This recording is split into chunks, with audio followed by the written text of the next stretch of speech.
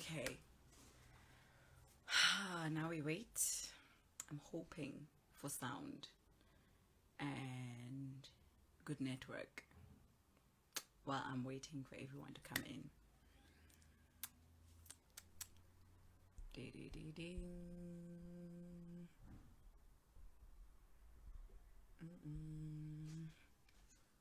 Okay, let me just...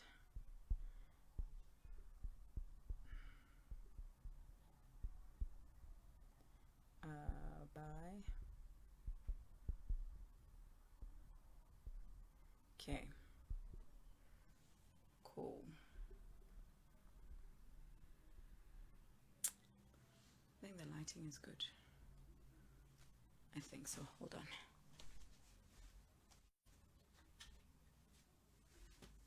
I hope it's good. Okay. Actually, there's something I wanted to check.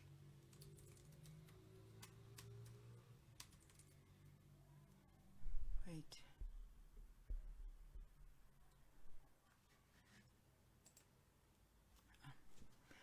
Okay. Hello. Hi. I'm trying to... Okay, I've pinned the title. Happy Friday. Happy Friday, happy Friday, happy Friday.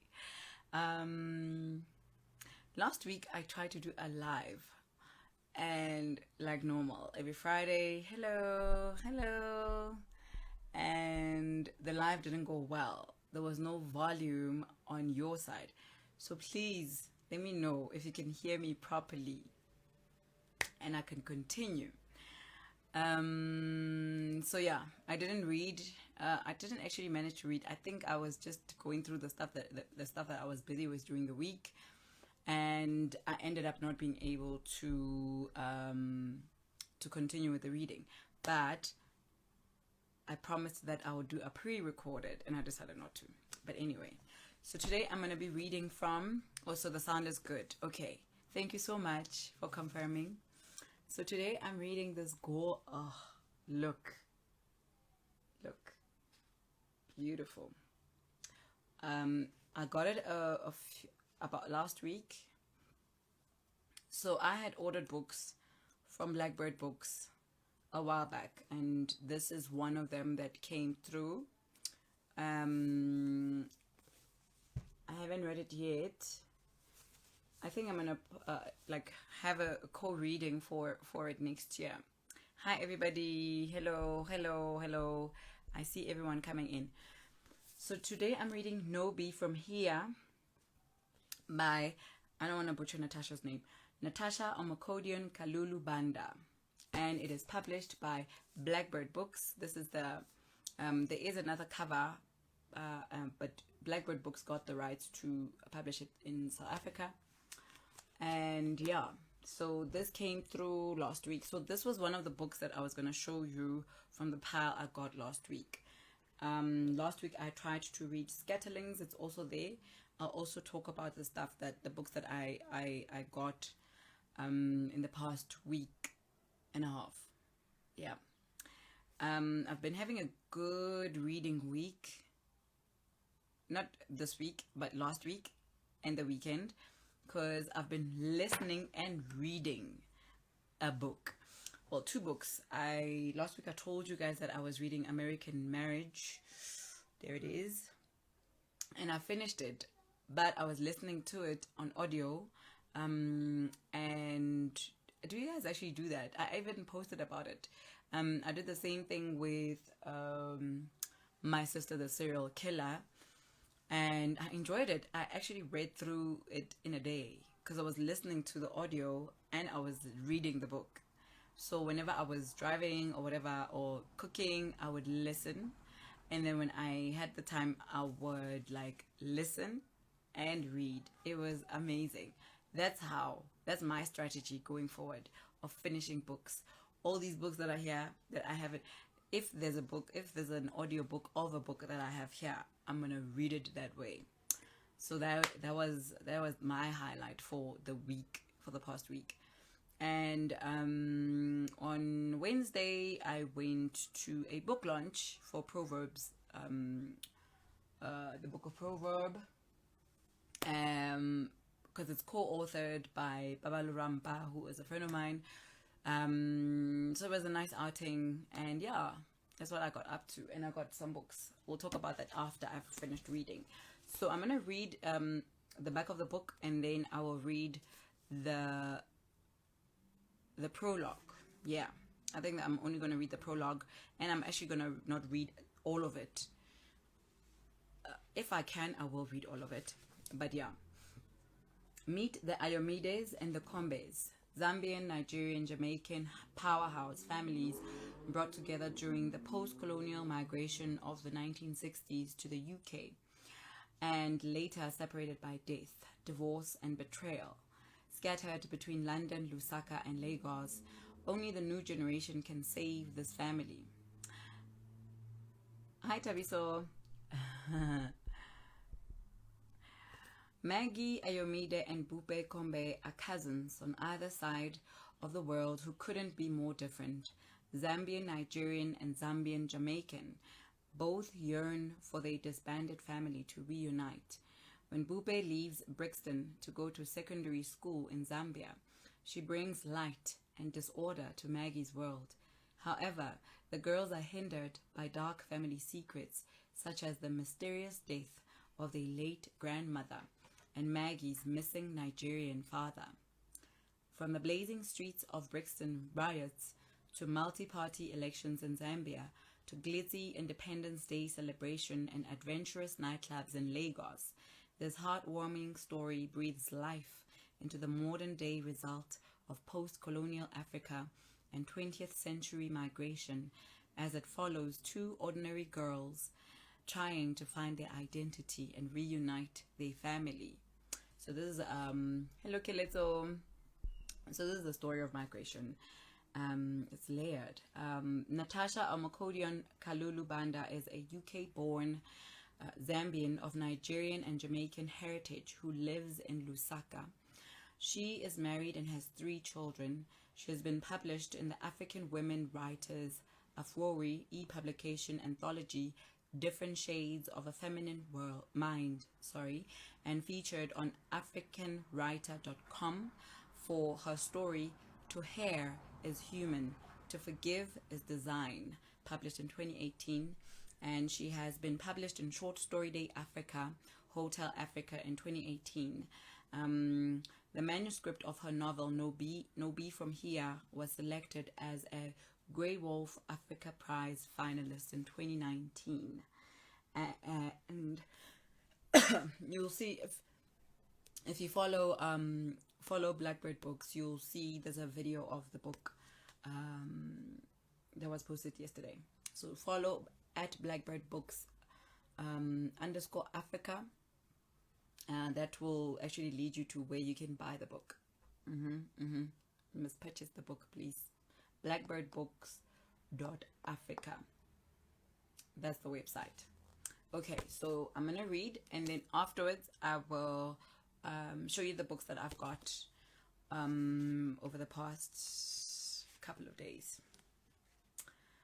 Hello. Prologue.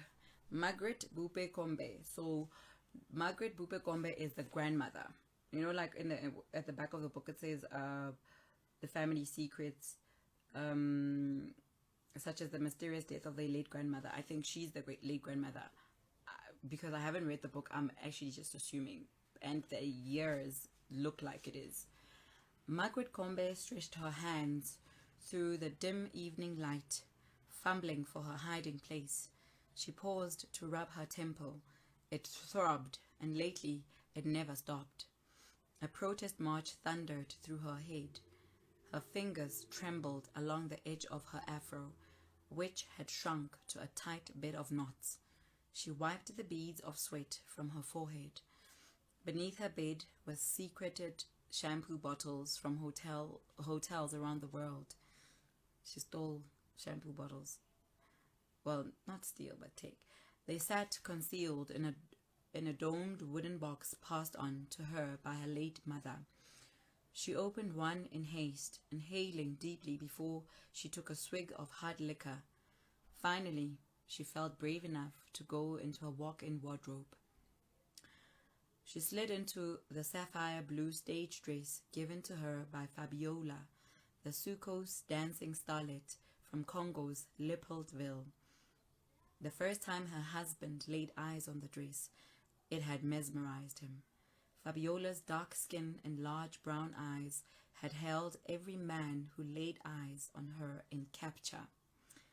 Margaret had watched as Fabiola's thin waist, which could move in 7 different directions, ensnared him.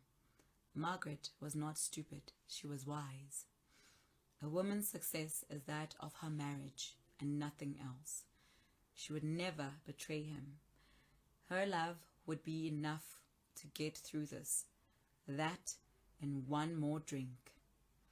Some of the small plastic bottles had vodka, a few had brandy, and others gin.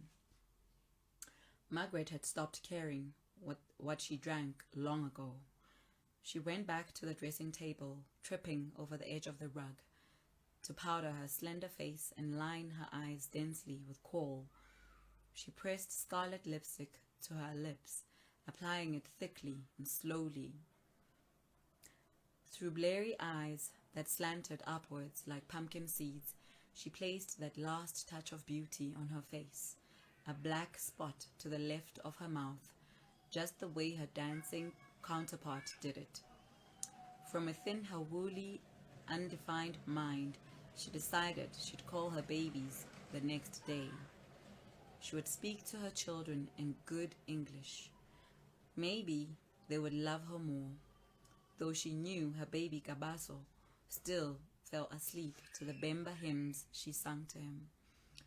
Margaret sighed, thinking of her children coming home only once a year.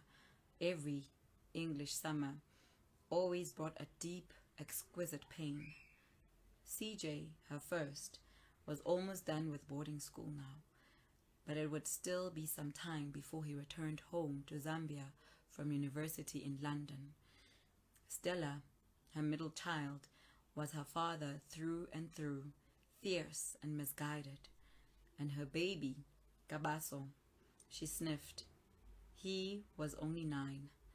She'd missed him terribly for 2 solid years.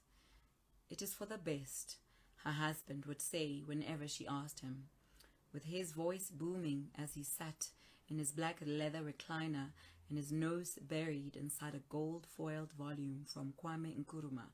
He'd once firmly stated, "The children should be educated in Britain if we want them to make it in the new world. That is why we spent so much time and sacrificed so much fighting for this country, so that we too could enjoy these benefits. One day they can return to build their country and take over from where we will leave." Hello. A bass guitar and a piano played the prelude to trumpet notes from Miles Davis's Kind of Blue. The music filled the bedroom. That was Bashi CJ's favorite music. He was Bashi CJ, or the father of CJ, to her. But to the world, he was the great Honorable Charles Combe. Maybe he would like it if he found her playing it for him, dressed beautifully like his starlet. She braided her hair in rough plaits and placed a blonde beehive-shaped wig on her head. She looked at the pills on her table and shook a handful of shiny red capsules into her palm. She swallowed them with another drink. A warm glow spread outwards from her stomach.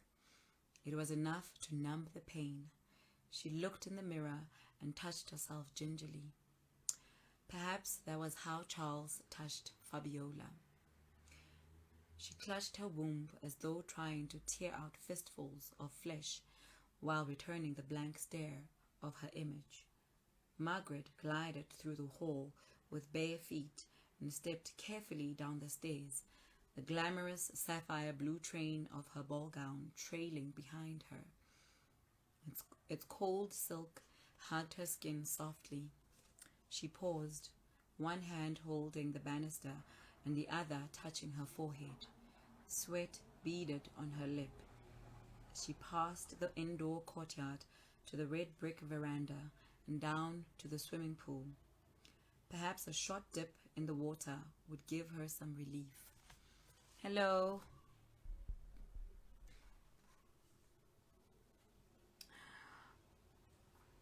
I'm very worried about this person, like, having... yeah, anyway. She plunged her foot into the water. It was cool, inviting. She felt dizzy, happy, and sad all at the same time. How could this be? She laughed at the irony of it all. Perhaps this way the gods would feel she shared their wicked sense of humor.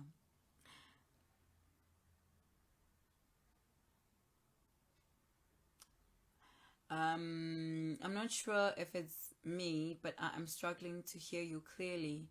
Can everybody hear me? Please say yes. BlackBird Books says they can't hear me. Hi, Sam. Please confirm if you can hear me still. Okay. So she's dipping her foot in the pool.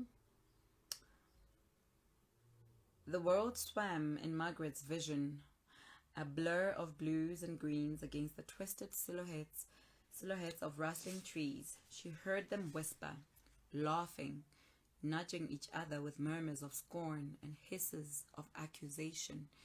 She looked up. The world swung. She felt light, lighter than a leaf tossed on a breeze.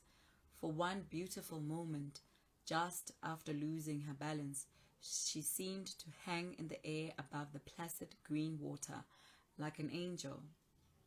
Her gown flowed gracefully behind her, obedient to the power of the warm night wind.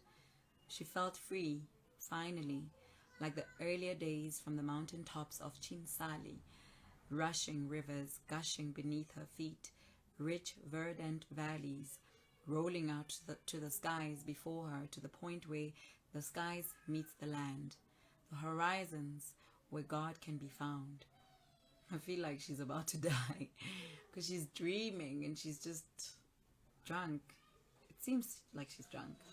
That place where the goddesses rest their pestles against the skyline. With a splash, she fell into the kidney-shaped swim pool. Her eyes shut tightly as she sank slowly.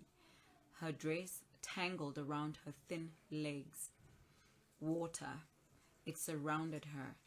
She moved her hands through it, searching for the surface, but she was so weak. She opened her mouth wide for air, kicked her legs, tried to climb. Another deep gasp for air, and her face was smothered in fabric, like a smoothed oval tarpaulin. The sapphire silk wrapped itself around her while the water spiraled her downwards, sinking her further into the wet abyss. She had never learned to swim. Oof. In London, young CJ and his best friend Abisola clambered downstairs to see who was calling incessantly at such an ungodly hour. Mrs. Ayomide had beaten them to it, and she crept out of the drawing room. She was sweating profusely, and her eyes were unsteady. CJ, your father is on the line for you. He took the handset and felt its cold coiling cable along his skinny arm. He turned away from the look on his friend's mother's face and inclined his head low, to the right, as though it would help him to hear the voice on the other side better. Crackling static. Silence. Good morning, sir, he said, greeting his father, still wondering why he would call so early at his friend's home. His eyes were pressed shut as he adjusted to the sunlight seeping in through the glass of the drawing room. CJ, your mother was found dead in the swimming pool this morning. CJ slumped onto the wooden cabinet behind him. His father's deep baritone voice rolled through the phone line from the other side, distant and cold, like a dart to a board. He minced no words. I'm making arrangements for your flight. Please be ready for your pickup at 4 o'clock this afternoon, and remember to thank the Ayomides for looking after you. Unfortunately, this is one of those times in life where we must stand strong, my son. Your siblings need not be disturbed by this news. Not a word to them until I say so. Do you understand? Yes, sir. Your brother and sister will continue the term, and we will see them during the summer holidays as always. The phone went dead with a click. Yo. That was the prologue. So then starts the many secrets, family secrets, and this mysterious death. It looks like she was addicted to alcohol. Yeah, because I say so because of the soaps, the soap shower gels that you find in hotel rooms. They feel she actually drank from it, and I feel like there was alcohol in there, not shampoo. It was alcohol. So what was disturbing the mother to begin with? Sisterhood Diaries is asking. Exactly. I feel like disturbed by keeping up with appearances and not having her kids around her. I mean, she's got 3 kids living in another country, in another part of the world, and she's in Zambia. And I think the father loved the dancer. Is it the dancer? Yeah, the Suko's dancing starlet from Congo, Fabiola. So obviously she was probably living in this marriage and she wasn't happy, or he wasn't giving her the attention that he would give his starlet. Because, I mean, like, she even died wearing a dress that was hers. So her husband bought her this dress that was once worn by his person.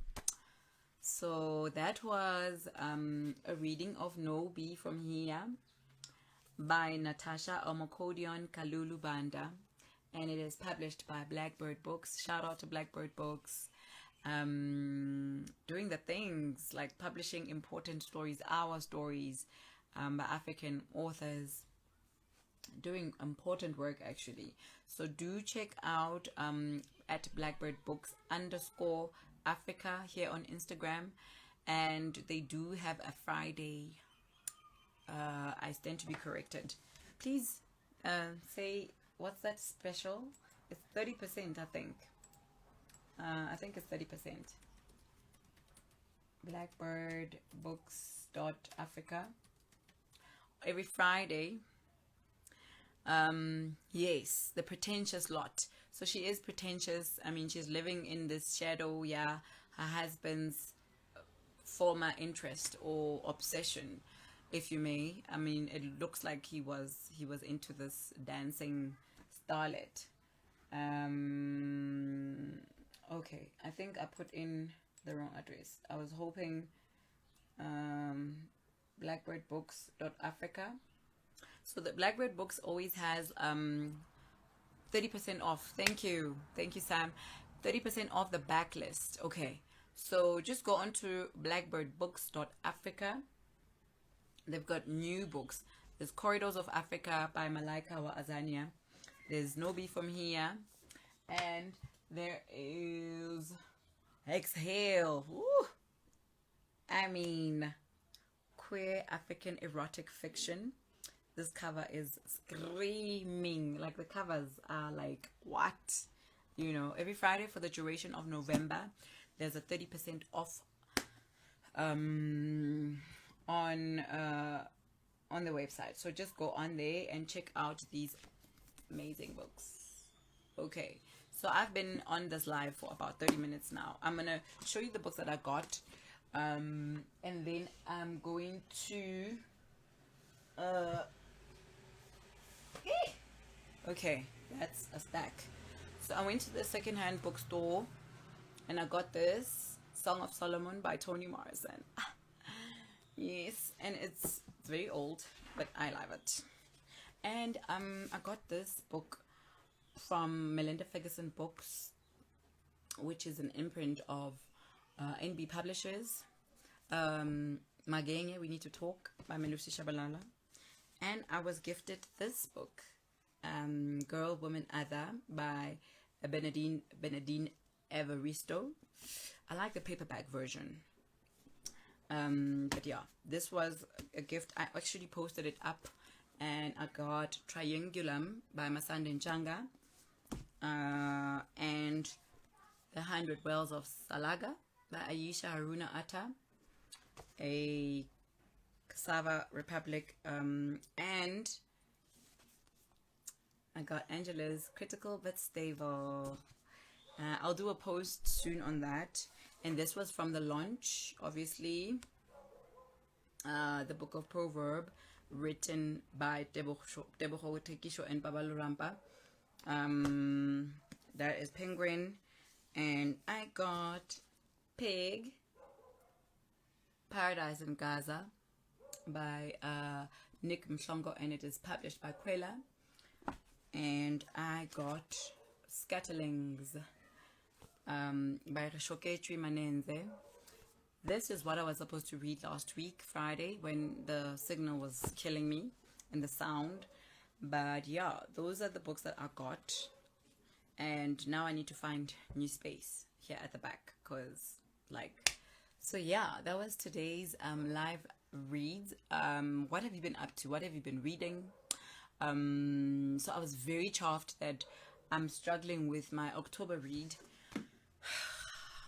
but I still managed to finish 2 books, An American Marriage and My Sister the Serial Killer, which was very quick. I haven't finished a book that quickly, but it was actually easy to read it with listening to the audio and actually reading the book. That was cool for me, because whenever I'm moving around the house, I'm able to still listen and still go back to the book wherever I was, right? So for me, that was a plus. And I managed to actually hi Lorraine, thank you, BlackBird Books. Mwah, mwah, mwah, mwah, mwah, mwah. So that was today's reading of No Be From Hia by Natasha Omokhodion-Kalulu Banda. Yes, published by BlackBird Books. So if you did miss the reading, you can go back onto this. I'm going to save it on IGTV, and I will also archive it onto the YouTube channel for those who prefer to watch from YouTube.